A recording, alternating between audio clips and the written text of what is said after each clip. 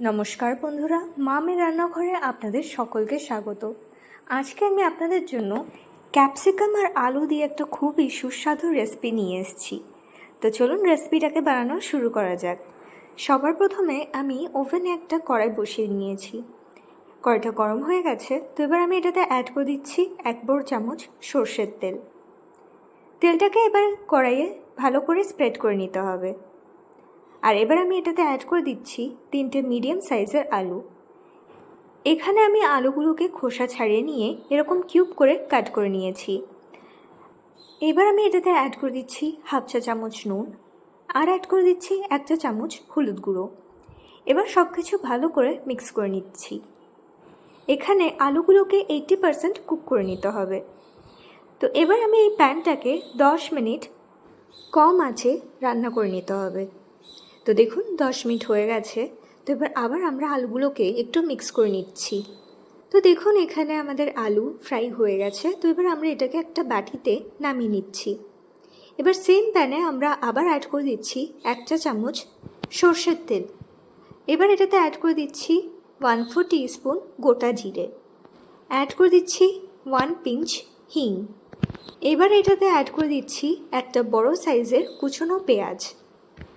বন্ধুরা, এই রেসিপিতে আমরা জলে ব্যবহার করছি না, সেজন্য এই পুরো রেসিপিটাই কম আঁচে রান্না হবে। তো দেখুন যখন পেঁয়াজ গোল্ডেন হয়ে যাবে তখন এটাতে অ্যাড করে দিতে হবে 1/3 টিস্পুন কুচনো আদা। আপনারা যদি মামের রান্নাঘরে প্রথমবার এসে থাকেন তাহলে এই চ্যানেলটাকে সাবস্ক্রাইব করে বেল আইকনটা প্রেস করতে ভুলবেন না, যাতে কি এই চ্যানেলের নতুন ভিডিওসের আপডেট আপনার কাছে সবার প্রথমে পৌঁছে যায়। তো দেখুন এবার আমরা এটাতে অ্যাড করে দিচ্ছি 4টে কাঁচা পাকা লঙ্কা কুচি। এবার আমরা সব কিছু ভালো করে মিক্স করে নিচ্ছি। ঝালটা আপনারা আপনাদের স্বাদ অনুযায়ী কম বা বেশি রাখতে পারেন। এবার আমরা এটাতে অ্যাড করে দিচ্ছি একটা বড় সাইজের টমেটো, যেটাকে আমরা ভালো করে কুচি করে নিয়েছি। আর অ্যাড করে দিচ্ছি 1.5 ছোট চামচ ধনে গুঁড়ো। এবার আমরা সব কিছু ভালো করে মিক্স করে নিচ্ছি। এবার আমরা এটাতে অ্যাড করে দিচ্ছি নুন। এটা আপনারা আপনার স্বাদ অনুযায়ী অ্যাড করবেন। আর অ্যাড করে দিচ্ছি 1 চা চামচ হলুদ গুঁড়ো। এবার সব কিছু ভালো করে মিক্স করে নিতে হবে। এবার আমরা 5 মিনিট ঢাকা দিয়ে এটাকে রান্না করব। তো দেখুন 5 মিনিট হয়ে গেছে। তো এবার আবার আমরা এই মশলাটাকে একটু মিক্স করে নিচ্ছি। এবার আমরা এটাতে অ্যাড করে দিচ্ছি আমাদের কেটে রাখা ক্যাপসিকাম, আর অ্যাড করে দিচ্ছি ফ্রাই করে রাখা আলু। এবার সব কিছু ভালো করে মিক্স করে নিচ্ছি। এবার আমরা এই ডিশটাকে 10 মিনিট ঢাকা দিয়ে রান্না করব। মাঝে মধ্যে সবজিগুলোকে একটু মিক্স করে নিতে হবে, যাতে কি ওটা নিচে স্টিক না হয়ে যায়।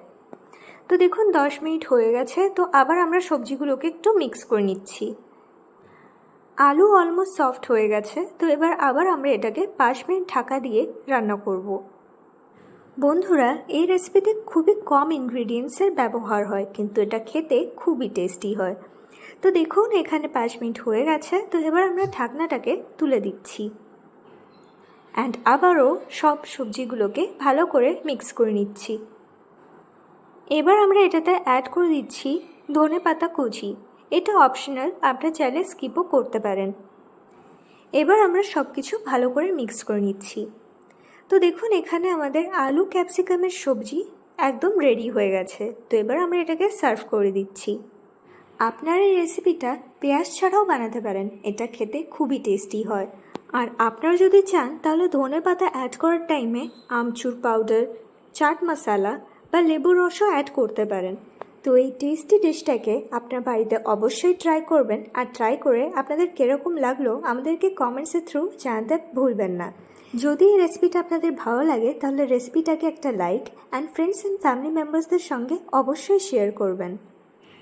আলু ক্যাপসিকামের এই সবজি ভাত, রুটি আর পরোটার সঙ্গে খেতে খুবই দারুণ লাগে। এই পুরো রেসিপিটা দেখার জন্য আপনাদের সকলকে ধন্যবাদ।